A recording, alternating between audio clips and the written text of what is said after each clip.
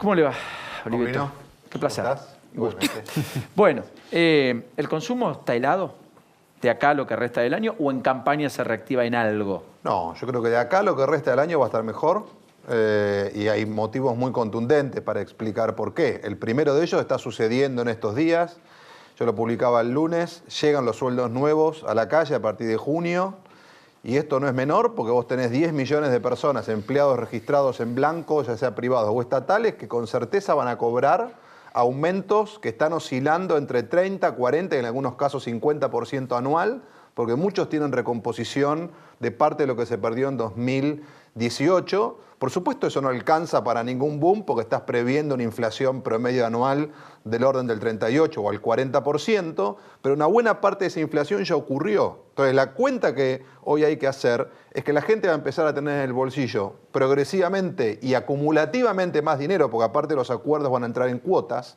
En junio entra 10%, 12% o 15% o algún extraordinario que quedó del año pasado, y después 5% en julio, 6% en agosto. Es muy complejo armar ese promedio porque han hecho acuerdos muy diversos en los distintos gremios, pero en definitiva, si vos vas a una inflación, como se está previendo, de 3% este mes, la de mayo que está terminando, y 2,5% en junio, que es lo que muchos están hablando, vas a empezar a tener a sueldos ganándole a la inflación después de muchísimo tiempo. Entonces, esto permitiría lentamente empezar a descongelar el consumo que viene, como vos bien decías, frisado desde por lo menos la segunda parte del año pasado, sobre todo el último cuatrimestre fue muy duro, y el primer cuatrimestre de este año también fue muy duro. O sea, hace 8 meses que está el consumo en el freezer. Sí, bienes durables con caídas de casi el 40%. 40 o 50, digamos, sí, muy duras. Automotriz arriba del 50%, compraventa de inmuebles 50%. Motos también, Motos electro también. 35, digamos, todo eso está. Y yo te diría, Paulino, que eso al revés de lo que pasó en 2017, yo creo que para mirar 2019 hay que recordar 2017, que fue un año que también el consumo arranca mal y termina bien en el escenario electoral. El gobierno hace una jugada parecida, posterga suba de tarifas, Sí. Y lanza los créditos en aquel momento Argenta, en este momento ANSES. Valga un poco el dato, se entregaron ya casi 1.800.000 créditos desde que se anunció esto hace un poco más de un mes. Eso quiere decir que 1.800.000 créditos. Estás hablando de 400.000 créditos por semana. aproximadamente. O sea, son 80.000 créditos por día. Es enorme. Y casi todos por la web, casi el 90% por la web. O sea, directamente la gente entra y se le acredita en la cuenta. y se le acredita en la cuenta. Ahora, un dato ahí marcaba, algún diario lo vi, perdón si me equivoco, que casi el 20% de los que tomaban crédito era para pagar viejas deudas. Pues, ahí hay que ver qué hace la gente con ese dinero, obviamente. Pero aún siendo así, hay alguien al que le faltaba ese dinero que hoy lo y tiene. hoy lo tiene. Y hay que ver, o lo vuelve a prestar, o lo usa en algo, o en todo caso lo ahorrará, verán. Pero si fuera una entidad crediticia, le baja la morosidad, con lo cual también se le mejoran sus números, ¿no? Entonces, en definitiva, creer que eso en algún lado no va a estar, me parece que es subestimar el impacto de una medida de esas características. Vos decís, ¿esto mañana se vende en 50% más de autos? No, no, porque para los bienes durables tenés un elemento que no está, que es el crédito. No el de la ANSES, sino el crédito prendario. El prendario, el que hoy a una tasa del 70 es muy inviable para mucha gente, ¿no? Bueno, yo ayer daba los datos de la industria de la compraventa de inmuebles en la ciudad. La caída fue tan importante que está en el peor nivel de los últimos 10 años, el crédito hipotecario, incluso peor que durante el cepo. Sí, creo que el crédito hipotecario, a mi modo de ver, es una de las enormes pérdidas que dejó el 2018, porque había sido un valor muy positivo para la sociedad argentina, no solo ni para el gobierno ni para la economía, para la gente. ¿Por qué? 35% del total de operaciones se hacían con crédito, ahora se hacen menos del 8%. Sí, te llevaba a pensar a 10 o a 15 años, te cambia el chip, te pasa de pensar de corto a largo plazo. Esa es la gran ventaja o el gran valor que tenía el crédito hipotecario, que esperemos en algún momento vuelva, porque a mí me parece que es central en un país donde tiene mucha tradición propietaria, 70% de la gente en este país se venía de su casa, eso es porque tiene mucho que ver con nuestro origen inmigrante, ¿no? El que el ladrillo te arraiga y cuida el dinero, y la idea de la ciclocrisis, me protejo de las crisis cíclicas. Pero por otro lado tenés hoy un déficit habitacional de cerca de 3 millones de familias. Que tenés que subsanarlo lo más rápido posible. Muchos, por supuesto, alquilan, pero Argentina tiene una tradición mucho más de ser dueño que de ser inquilino. Por lo tanto, en cuanto vos pusiste eso en la cancha, la gente hizo un boom en ese año. Bueno, eso no está. O sea, todo lo que es bienes durables, Yo creo que van a seguir teniendo un año difícil, probablemente algo mejor, pero difícil. A mi modo de ver, esto arranca por la comida. Arranca por los alimentos, por bebidas, por los productos cotidianos. Al respecto, hoy algún dato era que estaban volviendo a venderse productos sueltos. Ha cambiado mucho la dinámica y se ha ido a segundas marcas, incluso a terceras. Sí, claro. Está claro que si se venden menos H de leche, el impacto es notable en los sectores más vulnerables del impacto de la inflación, está de 4%, que algunos dicen a ese ritmo no hay gobierno que aguante. En cualquiera de los casos, la pregunta es si vos ves que eso empieza a reconvertirse. Sí, nosotros creemos que eso se va a reconvertir, por lo menos en los volúmenes de venta. Después, lo que suceda adentro en cuanto de primeras marcas, cuanto de segunda, me parece que será en otra etapa y dependerá mucho de los productos. Habrá gente que descubrió marcas con las cuales está conforme. Me parece y se queda, ese independientemente de que tenga un mango más, digamos. Por eso, estará en otra cosa. Otra etapa. Pero la primera etapa es, nosotros estamos viendo un consumo masivo de... El dato real es menos 9% en el primer trimestre. ¿Cuánto? 9% de caída, es una caída muy fuerte. Igual que la que hubo en noviembre y octubre del 2016, pero para bienes que son inelásticos en general, es una caída muy marcada. Creemos que va a ser de menos 4 a menos 5 en el segundo trimestre y después va a ser entre más 2 y más 3 y más 3 o más 4% en la segunda parte del año, con lo cual te termina dando un año de menos 2 en el promedio, pero claramente de menos a más, de menos 9 a más 3. ¿Y cuánto cayó el año pasado? El año pasado no cayó tanto, consumo de alimentos cayó 1,6. El año pasado lo que cayó muy violento, Paulino, fueron los bienes durables y todo cayó muy marcado en el último cuatrimestre, es decir, después de que el dólar el 30 de agosto pasó de 30 a 40 pesos en un día, sí. A partir de ahí se desmadró todo de la microeconomía, digamos, la economía cotidiana. En ese sentido, Ana Botín dijo desde el Banco Santander, Argentina está encontrando equilibrios macroeconómicos.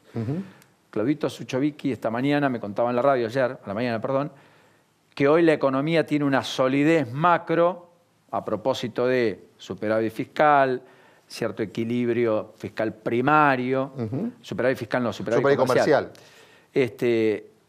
etcétera, un poco más razonable de lo que estaba el año pasado, está un poco mejor plantada, digamos. ¿Vos creés que hay una especie de nuevo equilibrio o que está todo forzado por la elección a propósito de postergar el aumento de combustibles, postergar el aumento de tarifas, planchar el dólar, ponerle un dólar electoral como en 2017, aunque se retrase y después vemos el año que viene qué pasa, etcétera? Yo te voy a decir qué dice la oposición razonable.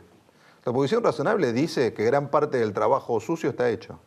Digamos, que hoy tenés un tipo de cambio que es competitivo, que hoy tenés una revolución en la energía que nadie la quiere frenar y que la quieren continuar y mejorar. Entonces, hay toda una línea propio de la política económica de quien está mirando a la Argentina del 2020 en adelante, que dice, para, esto ya está.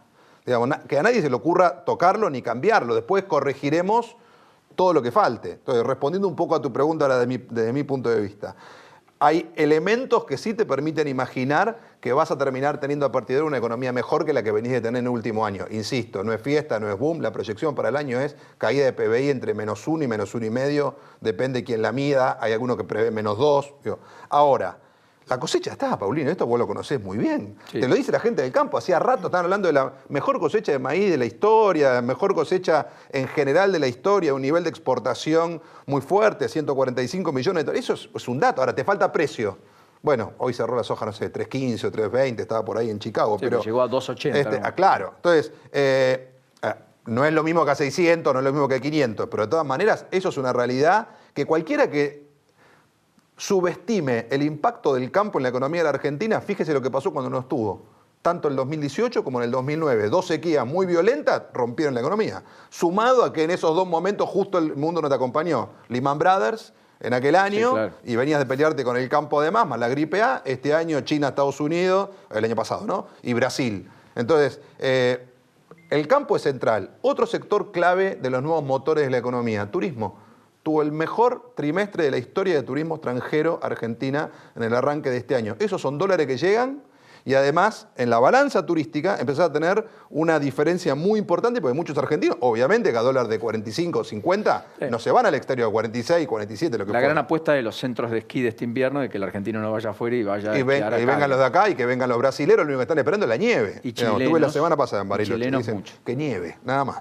Necesitamos que nieve. Entonces, Chapelco en particular. Claro.